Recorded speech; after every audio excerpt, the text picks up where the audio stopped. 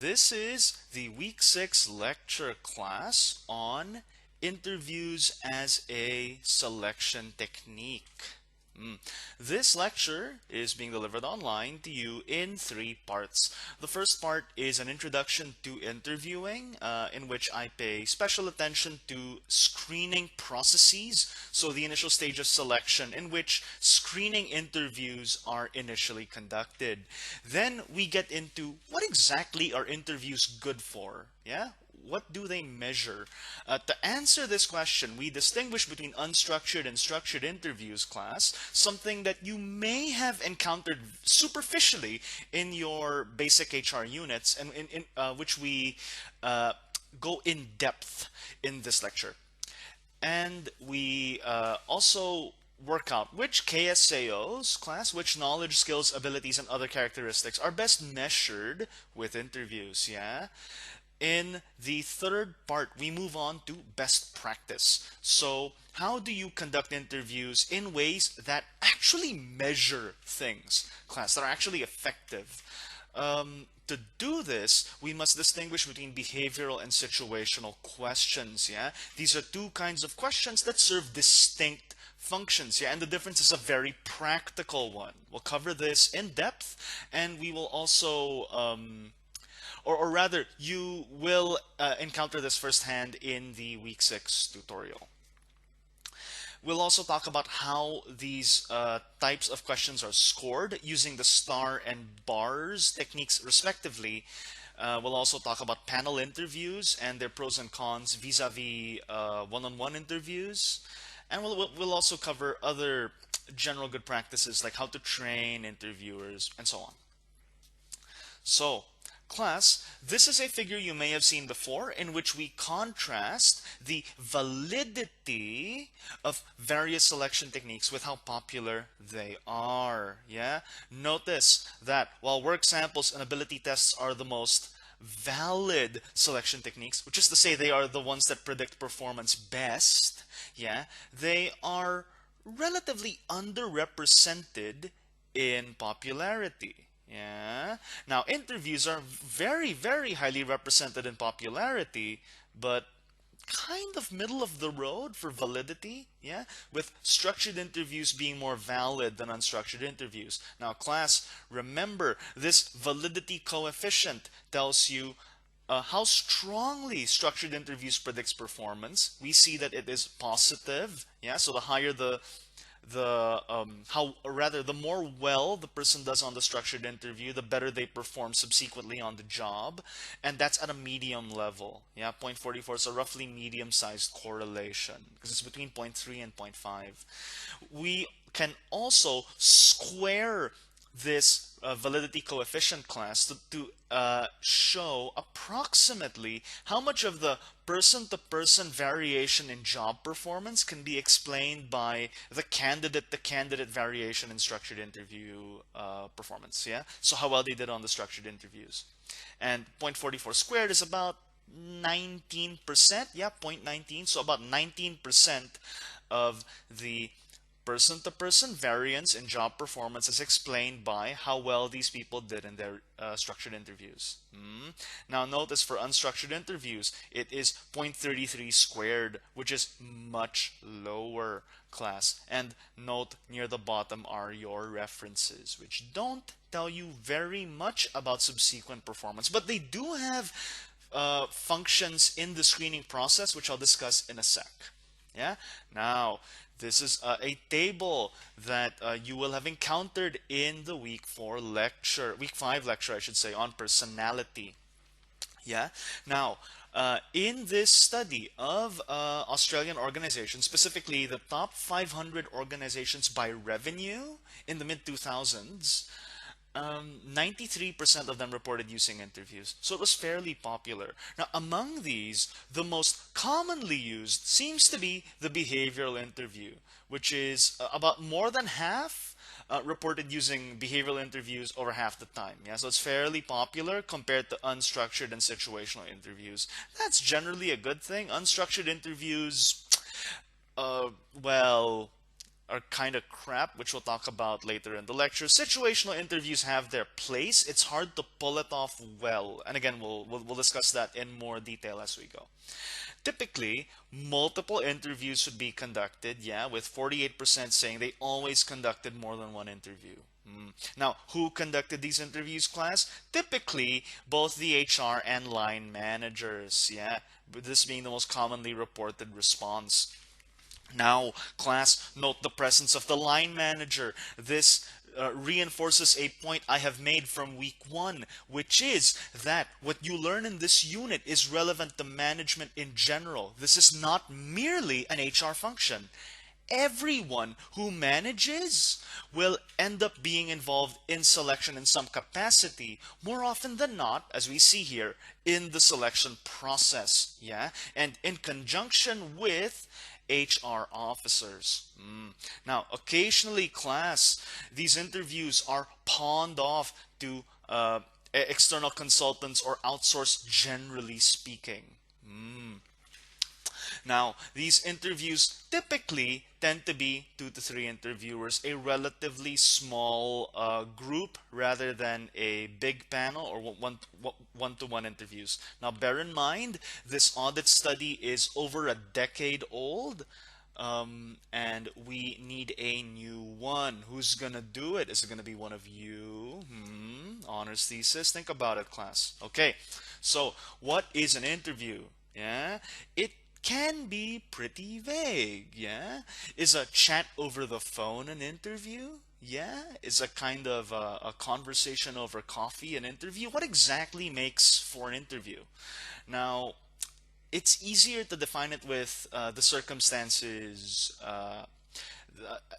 the circumstances ascribed to interviews. So first, it's an interaction between two or more people. Yeah. So it's not a one person thing, like if you're just recording answers to a question. That is vaguely an interview, but not really. It's relatively formal. It's pre-planned and scheduled. Everyone knows what it's for. Yeah, so it counts as an interview if you know that this will inform the selection process. Yeah, it is ideally structured, but not always. Yeah, the interviewer has the power in the interview context, and the interviewee is more often than not responsive. Yeah, and these roles are clear. It is clear who is primarily the interviewer and the interviewee, although the interviewee can and often does ask questions. Now, what do we use interviews for, class? A lot of things in HR. Going anti-clockwise here, interviews are used in counseling purposes, yeah, to unpack incidents that may have taken place at work that may have been troubling, disturbing, problematic, yeah. Interviews are used in the performance review process. Many of you may have gone through this if you have professional experience. HR interviews will, as you know from week 2, be used in job analysis. If you want to gather information about your data, people, things, yeah, what exactly is done in this job, yeah, broken down into tasks and elements and roles. What are the interpersonal relationships that are part of this job across the organizational hierarchy, and what are the bits of equipment, software, etc. that one needs to know how to use. Yeah.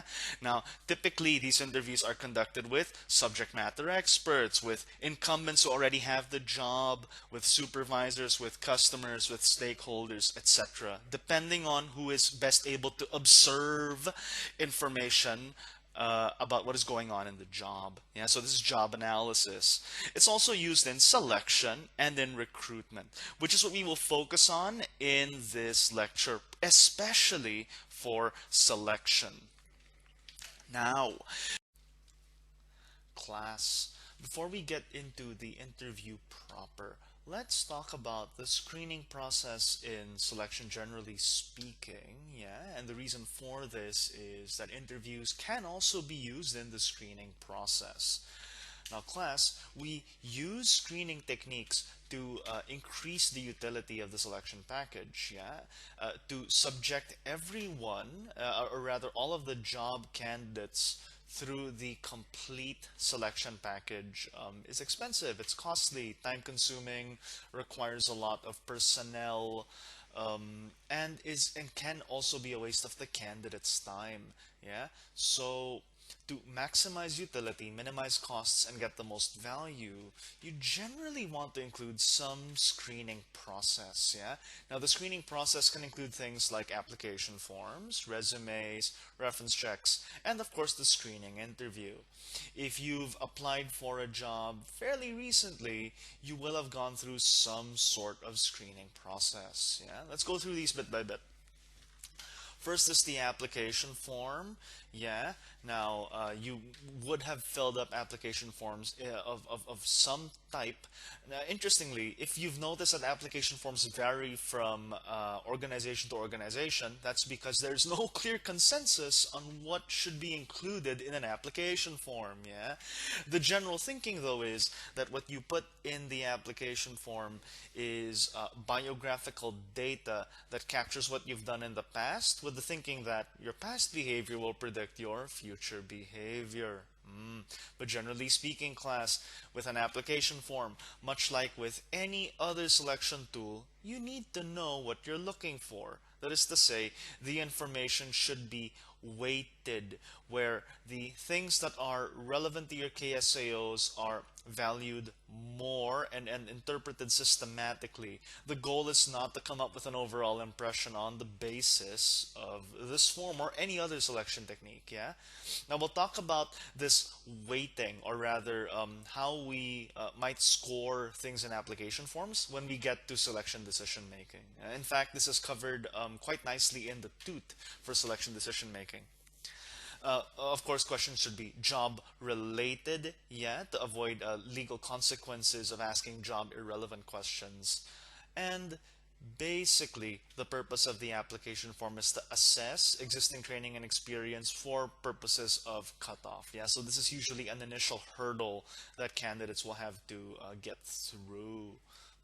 The resume serves a similar role in which it helps you infer the skills and abilities of job candidates. Now, the structure of the resume is important, class, because not everything in there is useful to you. What you need is information pertinent to more narrow KSAOs. Yeah, the more nuanced and comprehensive KSAOs you'll have to assess with more precise forms of measurement. Yeah, like tests, like interviews, simulations, etc. Class. But the resume can be useful for more narrow KSAOs, certain types of experience, certain certifications, etc. Yeah. Now, if you've done any selection from the HR side, class, you will have noticed that resumes vary considerably. Yeah, if you've ever compared your own resume to your friends' or peers' resumes, there can be quite a bit of variation. Now, if you are coming at this as a job candidate, class, remember that what matters is the KSAOs of interest in the job. Yeah, match your resume to the job specification. Don't just chuck everything in there. It shouldn't be a regurgitation of everything you've ever done. Yeah, like your ATAR scores, probably not relevant, probably shouldn't be on your resume. Yeah. Now, resumes typically submitted online, and often the application forms ask you to re-enter information from your resume PDF into another form. This is annoying for many job candidates, but what they don't realize, class, is that it actually standardizes the comparison across applications. It standardizes things, yeah, which is a good thing. It reduces bias. One other thing it does is it discourages less motivated potential candidates from applying, which can create some adverse impact against potential job candidates that aren't quite internet savvy, which depending on who you're trying to recruit, that may be an issue. Who knows? Yeah, it depends on the job, depends on the context. Yeah, and then we have reference checks. Now, class, reference checks are primarily meant to verify things that were communicated at various points in the selection process, whether in the interview or on resumes. Yeah, and the goal is not to solicit a global judgment. You're not asking the referee, hey, is this person any good? Yeah, I mean, that's something you're supposed to work out yourself as the person conducting the selection process. Rather, you want to verify whether certain behaviors occurred and maybe get more context on these things. Yeah. And be mindful about the nature and length of relationship between the job candidate and their referee. Yeah. Now, I think many of you may be perhaps in the situation where you are in a position to be a referee for someone else. And I have been surprised over the span of my career by students coming to me asking me to be the referee when, for example, they're only halfway through my unit, they haven't submitted any assessment. I have no idea how competent they are, yeah? Or sometimes there just hasn't been much interaction at all. There's no way for me to gauge information relevant to KSAOs, yeah? Or to observe behaviors that would be of interest. And so I just wouldn't be the right referee, yeah? So validate and verify these things, yeah? And of course, be careful when interpreting negative information. As you know, there may be circumstances in which people leave organizations because of issues with the firm, and certain potential referees may be motivated to take it out on the job candidate. So again, you're not on a fact-finding mission to find negative information about the job candidate. You're simply verifying the facts, okay? And of course, we want to do this because applicants often misrepresent themselves, whether it's about their work histories, their credentials, on the resumes. There have been high-profile cases in the APS class, in the public sector, of blatant misrepresentation. Yeah, so this is a thing that happens far, far too often. And this has big consequences for the functioning of the firm. Yeah, especially when public funds are involved. So do your reference checks. Now, we have the screening interview. Yeah. Now, the screening interview tends to be short, tends to be 2 to 3 minutes, typically over the phone. Yeah. Where what is usually happening is, again, verifying minimum requirements. Yeah. Like, do you have a Cert 3 in such and such?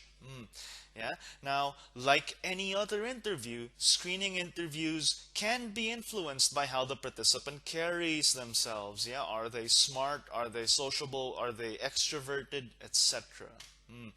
Now, the key thing with the screening interview is you want to learn what you can about the most important KSAOs, the most important and simple KSAOs to assess, because again, this is meant to be short, just done perhaps over the phone, where you're just verifying that this person is has the bare minimum that is worth probing further in the selection process. Now, how do you know what these most important KSAOs are, class? You ask subject matter experts, you ask incumbents, you ask supervisors, you ask colleagues, subordinates, stakeholders, customers, etc., depending on who would be the best person to report on the important KSAOs.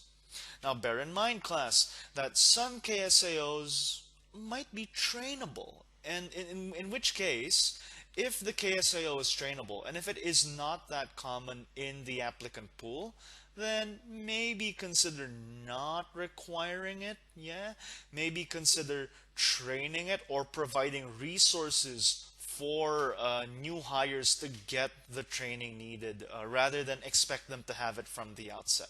Whether or not this is something you will be doing really just depends on the applicant pool, depends on the job, right? But in these situations where what you're looking for is not necessarily something that job candidates can be reasonably expected to have, then maybe you know, train plan to train the knowledge, skill, or ability rather than select for it.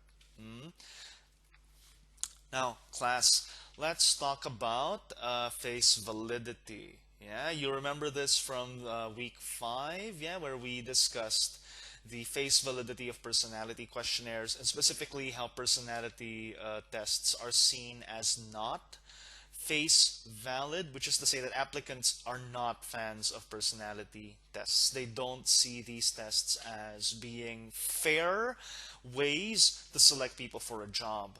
Now, for interviews, face validity is generally okay. Yeah, for both the interviewers and the interviewees. And I think part of this is simply the ubiquity. Interviews are so commonly used for selection decisions that it just lends it a legitimacy. Yeah, it's typically used, especially for final selection decisions class. So they're fairly common, they're fairly acceptable. Yeah, structured interviews tend not to be as face valid. So applicants tend to react to structured interviews less favorably, which is ironic considering that structured interviews are, if anything, more fair and more valid. But so it goes, class. These sorts of ironies and discrepancies between applicant perceptions and even HR perceptions and what actually works is just consistent and runs all through the unit. Yeah, that's why so much of this stuff is counterintuitive. Yeah, but so it goes. That is it for the part 1 of the interview lecture. In part 2, we will move on to unpacking the notion of the interview as a form of measurement.